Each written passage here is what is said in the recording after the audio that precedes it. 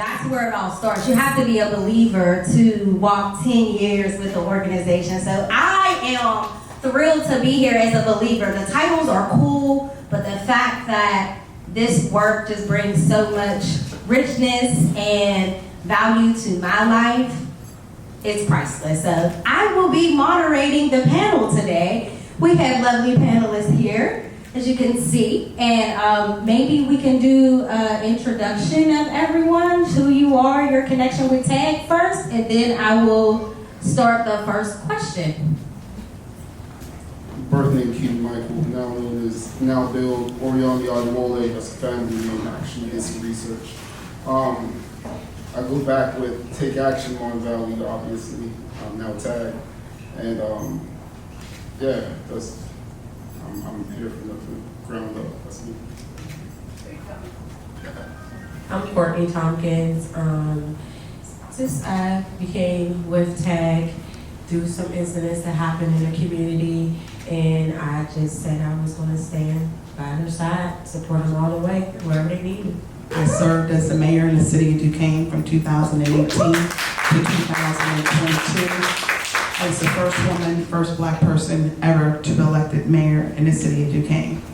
Prior to that, I came into TAAG with Fawn by simply girlfriends talking, grassroots organizations sitting in a house talking about murders taking place in our communities, the lack of resources for our children, for our communities, lack of interest from our elected officials, and how we could make it better, and in addition, abuse of power from policing. So our goal was trying to figure out from the beginning how we could help our own people and move forward, because it seemed like no one gave a damn about us. So I'm here, initially, many of us lost loved ones, which brought us together in this circle. A healing process, something that sometimes we don't understand. We don't even know that we're hurt. I joined TAAG from the beginning, and I'm also a believer, but from the work that we have done from the beginning, it's kind of crazy to even think that it's been 10 years that we've been doing some of this stuff, but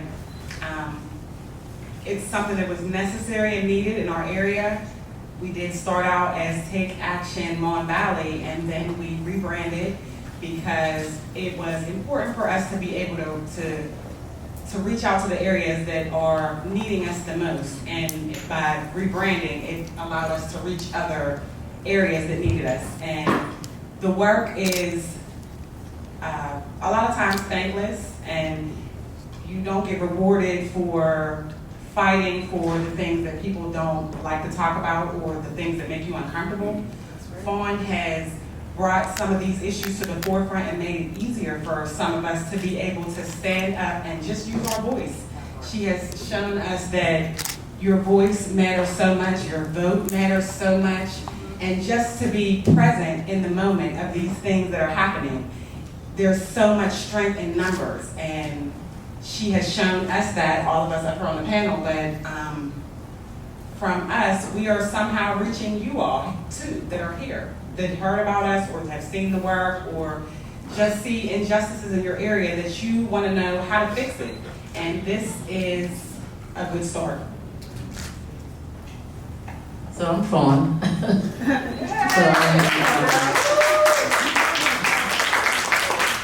I am the co-founder of Take Action Advocacy Group. Our other co-founder, which I'll tell you more about later, May Hudson, is over here in the right, trying to be quiet.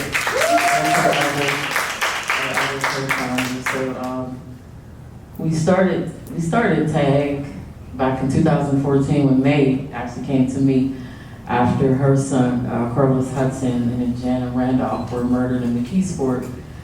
So she said she had attended a meeting in Pittsburgh about homicides not being solved. So she said, let's do it in McKeesport. So I was like, all right, let's do it. I was on council at the time. Who would have known it would have come to this? But that's that's how TAAG, originally started, and that's how we kind of got here today, and that was 10 years ago. 10 years. 10 years ago.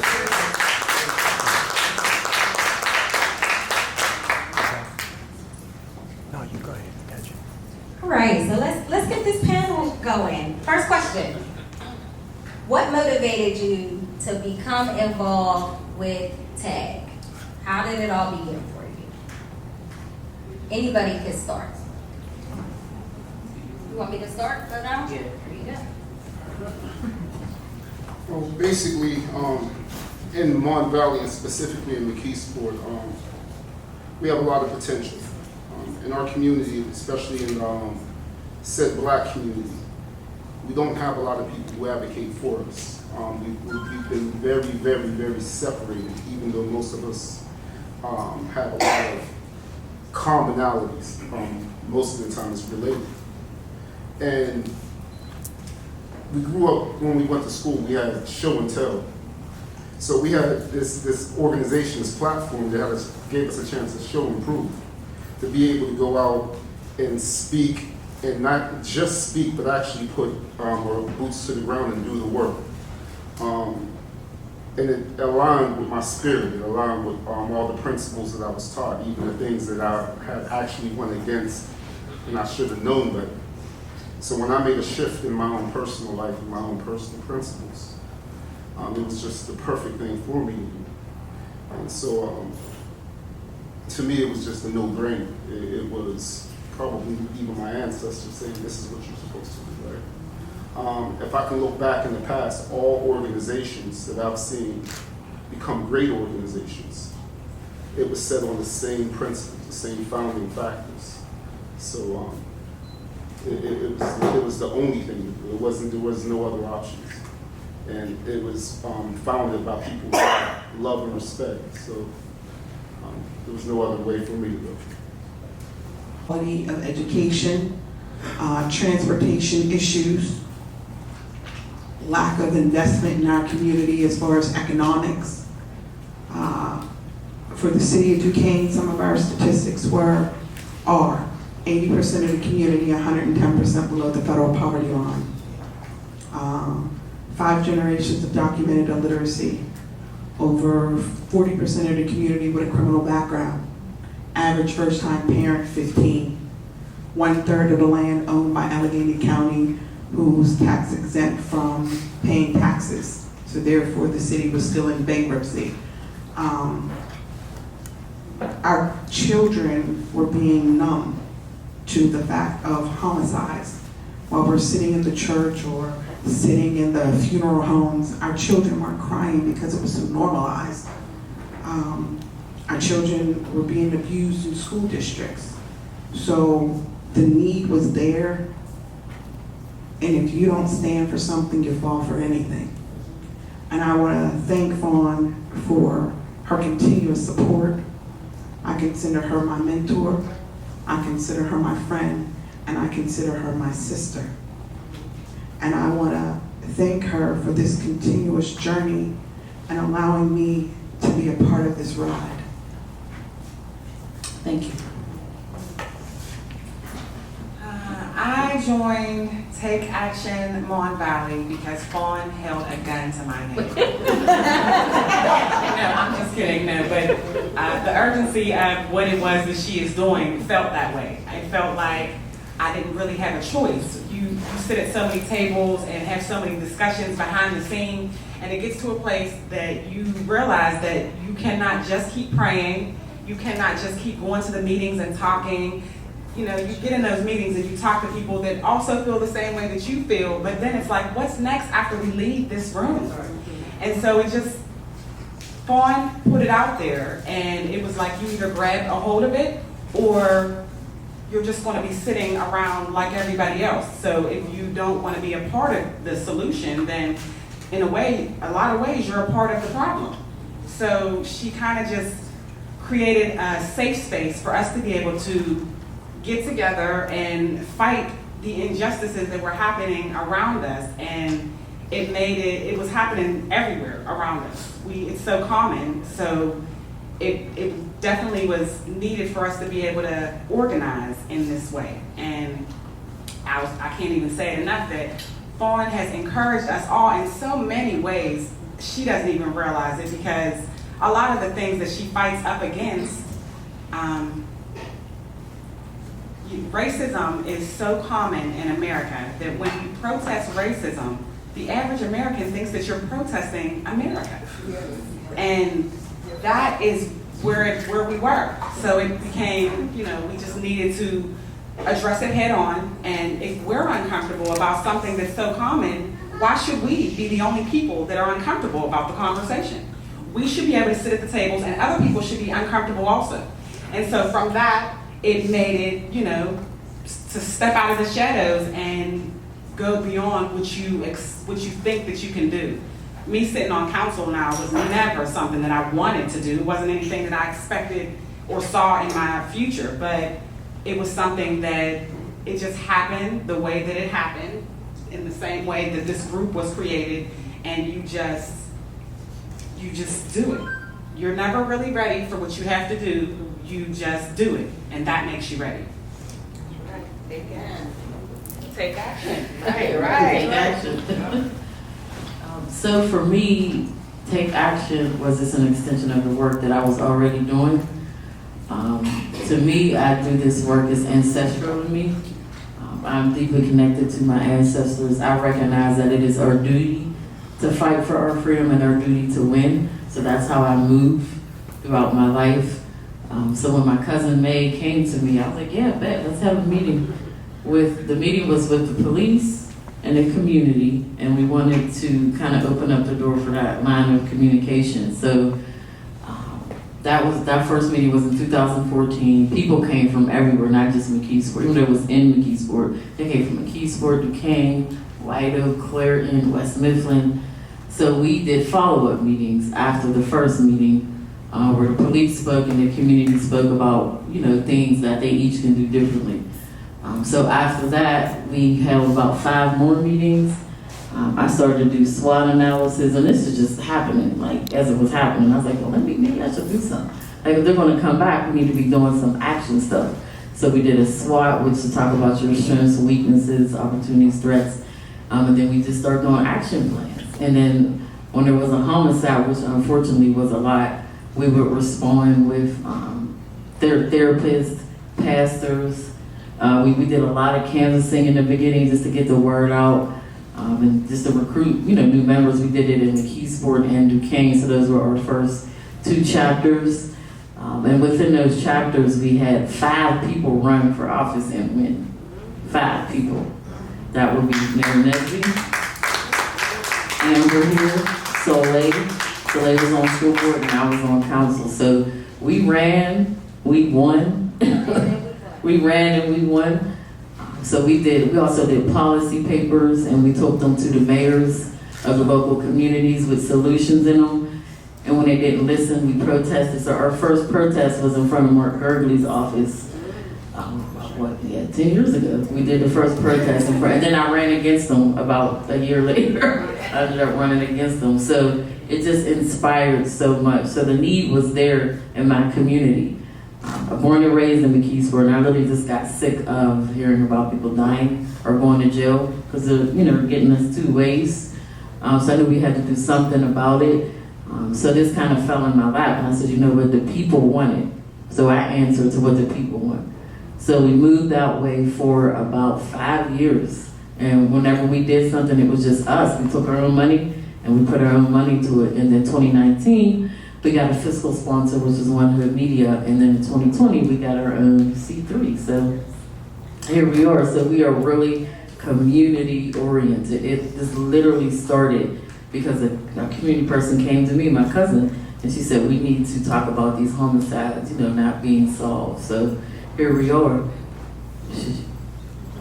So here we are because, May had came to me from a tragedy, and I always credit May for using her pain to inspire this. She didn't have to do that at all. She could have just been like, this happened, I'm just gonna move on. But she seen purpose in that, and that takes a lot when you lose a child. That is an unspeakable unspeakable hurt. So for her to be able to continue through that and to inspire this, thank you.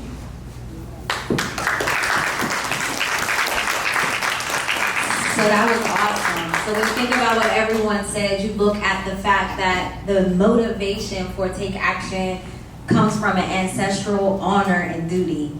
It comes from solutions for yourself and solutions to the injustices that are in our communities. It also comes from just impact, the impact that we have, not just in our communities, but it impacts us inside and it ripples on. That's why we had to do the whole rebrand that Amber talked about. We also see motivation coming from an urgency, from pain turning into purpose.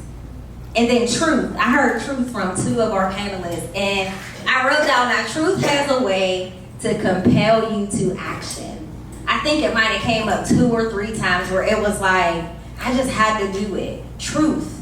But it was the truth of what was happening around us, but even more importantly, and Fawn will say that to you, if you know her, you know it to be true, it is the truth about the power that is within each one of us.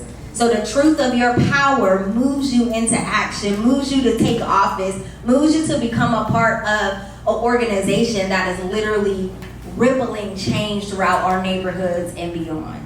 So that is the heartbeat of Take Action Advocacy Group.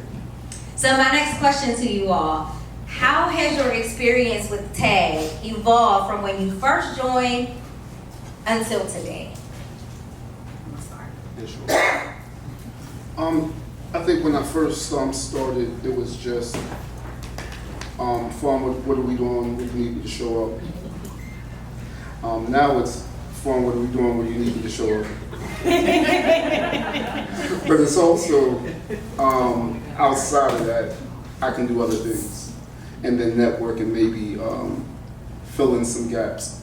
See, some of the things that we do with TAAG, and you can see even in this room if you just look around, the support, the love, we don't see a lot of the men. And it disappoints me, it hurts. But we don't see a lot of the men. And Fawn spoke to me one time when we went to just hand out flyers for an event. And I went into a room with her just to help support her because, you know, sometimes you need support. And just the fact that a lot of the men in our community are not, some of the adult males in our community are not standing up as men. So it allowed me to act and move as a man and hopefully awaken some of those warrior spirits so we can combine and come together. So like these seats should have more male counterparts along with the women. So as we move forward, I think that being part of this advocacy group allows me to move along with what Fawn would need me to do, but also in my own capacity to reach some of the people who she hasn't been able to reach. And also be a different voice, because when Fawn speaks, she speaks that truth, and we all know that, and she sometimes is willing to sacrifice herself to speak that truth. And I can admire that, but sometimes you don't have to do that. So sometimes you can find another avenue to still get that point across. And I attempt, I guess, to be that other voice sometimes. And sometimes maybe I'm that rough voice and she can be that soothing voice too. So. But just a compliment, that's all. I think that's what that is. I think from the first time I met Fawn, it would be with the police, with the Kobe incident, when they ran into my home. She was the only one that understood, actually. They was doing it to the whole community, but she came right there in the midst of it. Again, that's somebody we don't see. That's somebody that's not there in our community. That's not, it's just gonna come out. She ain't never fully from a can of paint, but she stood there with me and my family. So I just started following her. like just seeing her, what her organization was doing. I got on with the newsletters to see the background, how Ms. May was in that, and it just I was really interested in it because I felt, oh, okay, I can get accountability this way. I don't have to get it in another way, like with your fist. Tell you the truth. I'm not gonna choke you up today. There's another way I can do it. You know, I can do it another way. And she showed me that. You can be powerful with your voice. She showed me that. Don't let nobody, because they tend to shut your voice down. I worked in a hospitality and as the only black server. Everywhere I went was the only black server. So I felt always just, shush, you're in the corner. Minimize. What I said wasn't important. And so all that was tying together the whole time I was, meeting the phone and all this was happening. So now she gave me another way to look at things. And then my daughter got killed. So I needed, thank God for phone. That's all I can say. Because I don't know where I would be. I wouldn't, if she flew to Atlanta with me, stood with me. My own family members did it. Fawn did. She got on a plane. That just told me, keep pushing. Keep pushing, because when you don't have to talk, she's gonna talk for you. So she just strengthened me through my own pain. So I definitely wanna be a part of this all the time, doing her safety now. I ain't doing it with nobody else before. Because I know I'm okay. Like I want a foundation for my daughter, but I'm not just going to rush out with it. So I trust this organization for me to be under their umbrella for change. So. From where we began to where we are now, we have grown. With the rebranding to TAAG, we open our doors to serve more community members. For example, I stand on the shoulders of Fawn as being the first woman, first black person to ever be elected mayor in the city of Duquesne's 128-year history. You even see now in the media how it was responded when people are doing these harassing different things. It was Fawn and Take Action that came out. Now, this is personal, but I am a 3-time suicide survivor. Not once, not twice, but 3 times God has saved me.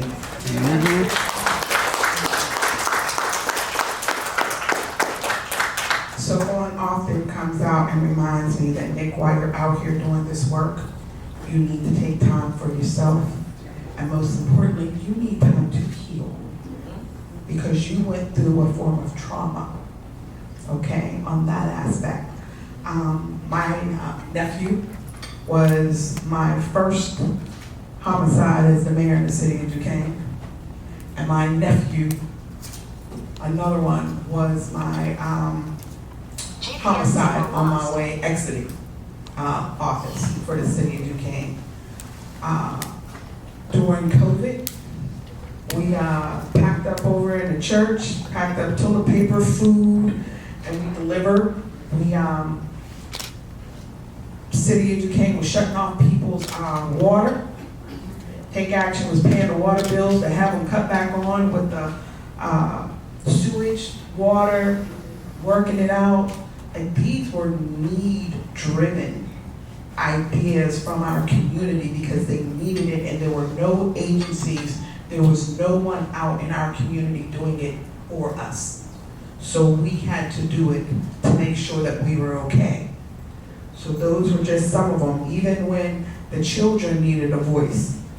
Now they're out there over in the Keysport. It was so great to see children participating, which is great because they're our next leaders. And sometimes, I think Summerlee said, power isn't relinquished, it's taken. And it was great to see our youth taking charge over there in the Keysport, organizing their Black Council over in the Keysport. But it let so many other children know in the Mon Valley that, hey, we matter and we have a voice. that has extended out into the environmental justice piece to where, you know, we sit in the Mon Valley where asthma is 5 times as that of the national average in our children. We have lead levels in our communities at 7%. At 3%, we know from Flint, Michigan, it causes permanent neurological damage. It's not addressed by the time our children are 5 years old. It's irreversible. It causes them to be violent as adults and adolescents. It causes autism and all kinds of mental illnesses for our children, but you don't hear it. But Fawn, once again, came out talking about the water report, what is wrong with it. Even right now, with the air quality, part of the collaboration to sue U.S. Steel. We got $42 million, but only $4.5 million came to the 22 communities along the Monongahela River. That's nothing, that's pennies on a dollar, okay? And yet, we still don't control that money as community members. The county does, the health department, and community and economic development, and they should have been did something because they already knew. But it's organizations like Take Action that show up, that has to do the grassroots organization, the organizing, the talking to the people to let you know that you matter. You know, even, you know, again, so many of us have run for office. It's because of the encouragement from the organization to say, hey, you're not alone, we got your back, let's get this done. Because it's not about us as individuals, it's about us as a whole community. The way it used to be, when everyone on the block used to scream at you for doing something wrong and then told on you, right? You know, but yes, but that's what I have seen right now from us transforming to adjust all of these, including equitable housing, you know, community development, as well as educating and enhancing our youth. How have I evolved? The evolution of Amber from Take Action Advocacy Group has been, it's given me so much more depth in the things that I do now. 10 years ago when we first started out, I was just a mom. 10 years ago, I only had one child. My daughter will be 21 at the end of this year. But since then, I've had 3 other children. I didn't plan that either. I want to blame Fawn for that also. She's been a support in it for me there too. But I only saw myself as just a mom in those moments. And now she has shown me that my voice matters and that I can see myself in spaces or places like city council or beyond that. I can, maybe I'll run for mayor. Maybe I'll run for senate. I mean, I don't know. She's changing my perspective in the way that I see elected officials, and she made it a point that it doesn't have to look how you think it has to look. You don't have to be married. You don't have to be rich. You don't have to be, you have to be a little bit smart.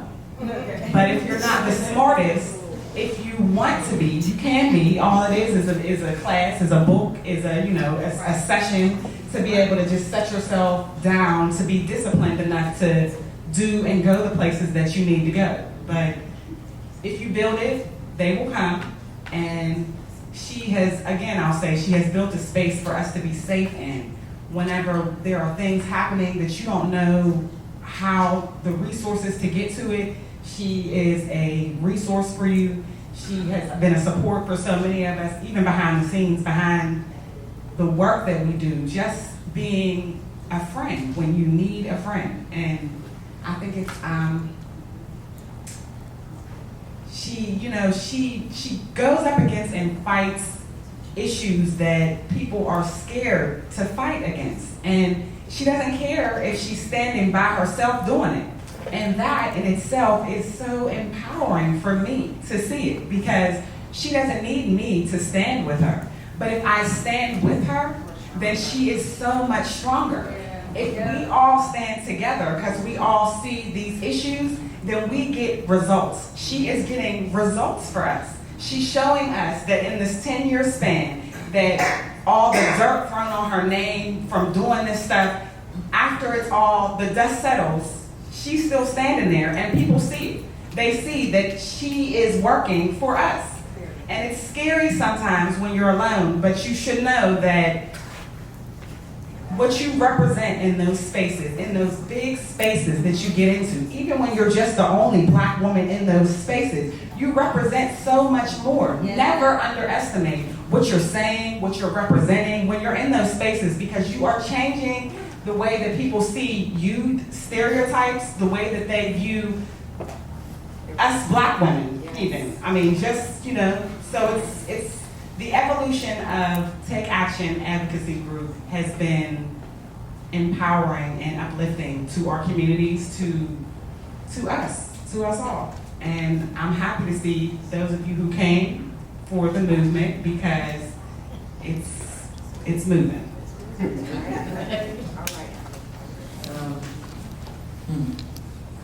I definitely would not have imagined that in 10 years, because I didn't even want a nonprofit. I mean, I fought. And Maria and Brittany can tell you this. I fought against it. I was like, I don't want no nonprofit. I don't want anything to do with that. So TAAG it was for 5 years. It was just community folks getting together. And then the ancestors was like, all right, we need to do this nonprofit piece. So I was like, all right. So I never would have imagined that 10 years later, I'd be a CEO, and we have a staff, we have a board, and that we'd be getting grants. And I didn't think they would give me any grants because I was so radical, but I've been getting them. I've been getting them. So I'm blessed. I'm pleasantly surprised, grateful. I have a lot of gratitude for people in this room. I have a lot of gratitude for our donors, for our sponsors, for people that take the time out to donate, toward our movement. So I am surprised, but very pleasantly surprised. TAAG is my blood, my sweat, and my tears. Literally, it's all through TAAG. So I'm just really happy, that we made it to 10 years, y'all. I'm still like a little bit shocked.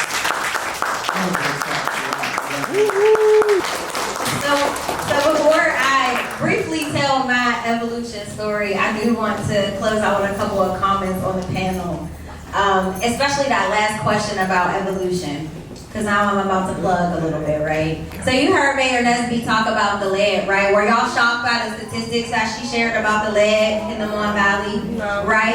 No, you weren't? Okay, so how many of you all are signed up for the Get Out the Lead campaign that is on Take Action Advocacy Group website? It's okay if you're not, but now is your chance that you have been reacclimated to these statistics. That did not surprise you. Is to go be a part of it. Like, we need your voice. We need you to learn those statistics so you can tell the people that you're working with in your community that, right? And then you also heard some statistics of Mayor Nesby talked about a 3-time suicide survivor. Courtney talked about the support that she had after the loss of her daughter. Amber said multiple times that there were safe spaces created. Take Action also provides wellness sessions. So right now, if you go to our website, you can sign up for a wellness session. Now, you might be sitting here like, I don't need a wellness session right now, but you may know somebody who does. Because we're not just here for the people who we're able to reach that can hear our voice. You become our voice because you have influences around you as well. And then also, we had several who ran and won, hashtag ran and won, right? And then people talked about how their perspective of power changed from being a part of TAAG, especially to make them run for office. So we have a ton of upcoming voting events, things of that nature. All of that to say, we're glad you're in the room. Courtney asked me an amazing question while we were having networking, and she said, how did you know that you had community support? And it took me a minute to answer that, right? Because a lot of times we think of community, we thought of Mon Valley, we thought of all the communities. But you all are our community. Community is redefined now as the people who show up for you, the people who stand for the voice and the injustices that you speak against. So we are inviting you all to be that voice to the world around you so we can continue to do this work. So briefly, very briefly, I love Take Action. I'm gonna try not to cry when I do this, right? Cry. Amber wants me to cry. So Fawn got into my little part when she started to list some of the titles, and that is my evolution. But before I even had a name to my business, and I was just learning how to do graphic design, Fawn was like, why don't you make the logo for TAAG? So in these pictures where you see it says Mon Valley, we started with a stop sign. It was probably my first, most creative logo ever, and now I am a brand manager. I run a team. I took care of the rebrand. I build websites. I'm a digital coach for Google. I do flyers for the people who ran and won, like all of those things. So when we talk about like how has it changed you from when you first started? When I first started, I was a young girl, kind of fresh out of college, I believe. Something like, I don't know. Don't let me start lying, but I was 10 years, yeah, something like that. Still really finding my way for real. And not knowing my voice, not knowing my impact, never thinking in a million years that I would be a business owner. I didn't know what life would look like, but I knew, like many of you feel, that whenever there's gaps in our community and in society, we hurt for it. We hurt when we see someone who is grieving a lost child, if there's a school shooting, like we all have, I hope we all have those things. If you don't, I need you to immediately go and sign up for a wellness session on Take Action's website, right? We should be moved by those things. So before I even came into what success was as a business person, I came to success, what it was for me through Take Action. So in addition to me being the brand manager now, that's a part of the evolution, but also I'm over the youth chapter. So I always had a passion for young people, but I remember our very first Take Action event, and Fawn was like, all right, Soleil, you go and talk to the youth while I talk to the parents. And I was like, what do you want me to say to them? And I'll never forget, and she may not know this, but the news actually came. We be struggling to get them to come out, but praise the Lord anyhow. We keep going. But they came to that first event, and I remember seeing me in the newspaper talking to these young ladies about their voice in school. And I always kept that picture close because it meant that I had impact, like someone said. So being a part of the youth, hearing them on our videos saying that TAAG did the same thing for them. It helped them with their voice. It helps them to speak up in school. I mean, they wanted to start a Black Student Union, and McKeesport said no, and they said, you don't get to tell me no. We're going to fight back.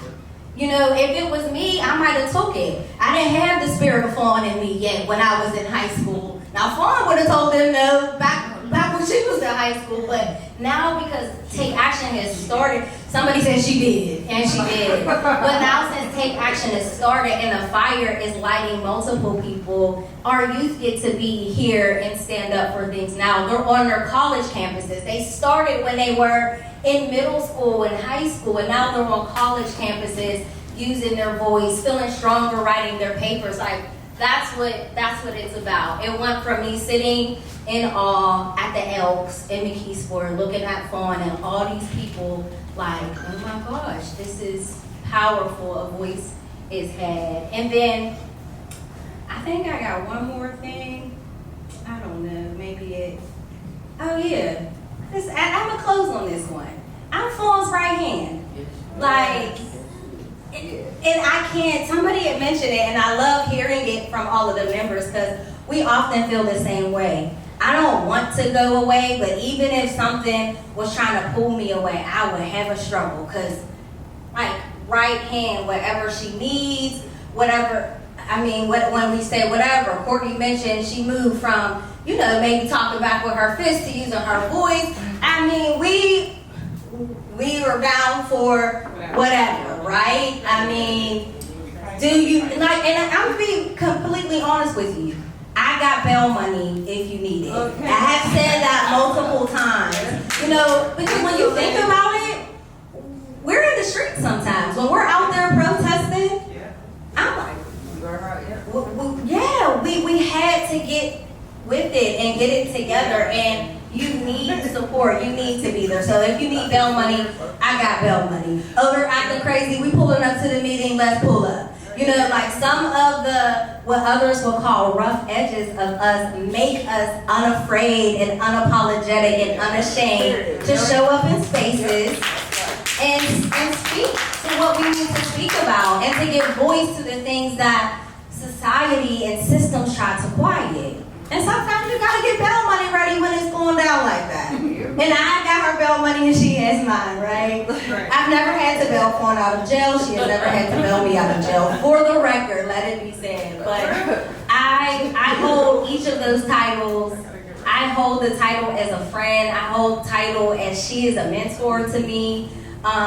Little sister, all of those things. I hold them with so much pride because I don't know if my life would have taken the course that it has if I wouldn't have found the voice, if I didn't have the fire that is within Fawn to light me.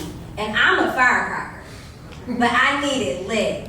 And she was a huge part of lighting me up. So to be able to put the two firecrackers together and the other ones y'all saw up here too, it's a lot of fire going on. It's a lot of power, it's a lot of impact. So thank you so much for your service, Vaughn. Thank you for all that you do and will continue to do. And thank you, community that's here, for being our community, because sometimes support doesn't always look like what we want it to look like. But when I look out in the crowd today, I see people who are really down for us. And I'd rather have a smaller number of people who are down for us that we can call when we need them than a room full of people that will come and we'll never see them again. So thank you all for what you do. Yes, thank you all.